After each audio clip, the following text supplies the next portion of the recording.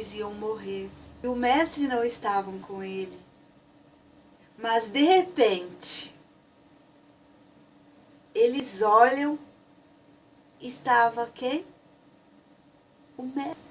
E de repente eles ouvem a voz do mestre em meio à tempestade.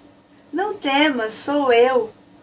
E Pedro, que era o mais impetuoso deles, disse: se for tu, mande que eu vá ter contigo. E o Senhor disse: vem. E Pedro saiu do barco. Talvez Pedro não percebeu.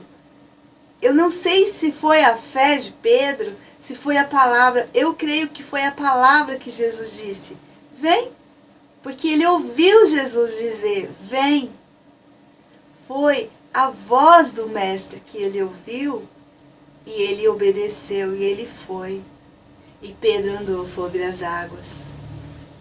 Mas de repente, no meio do caminho, Pedro teve medo, porque o vento consequentemente deve ter batido, deve ter tocado em Pedro.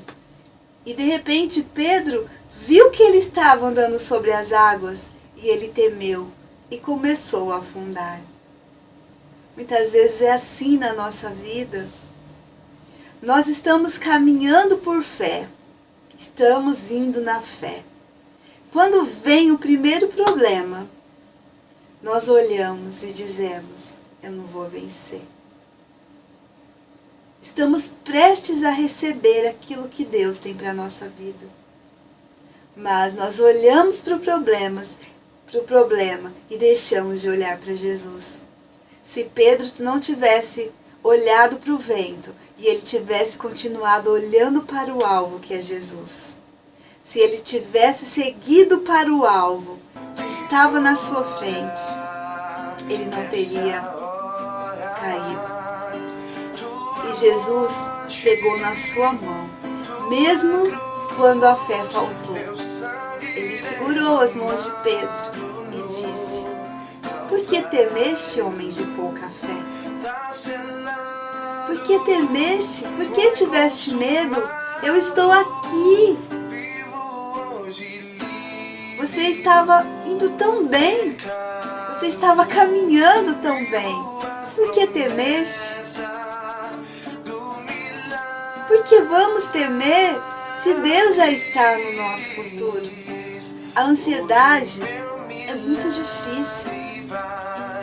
Quando eu descobri que Deus é quem está nos meus sonhos, porque eu, como filha de Deus, Deus planta sonhos no meu coração. O dia que eu entendi que os sonhos dele são plantados dentro de mim, que aqueles sonhos tão grandes que existem dentro de mim, é porque ele plantou e ele vai cumprir cada desejo do seu coração. Às vezes você tem um anseio tão grande. Eu queria dizer para você, é Deus plantando no seu coração.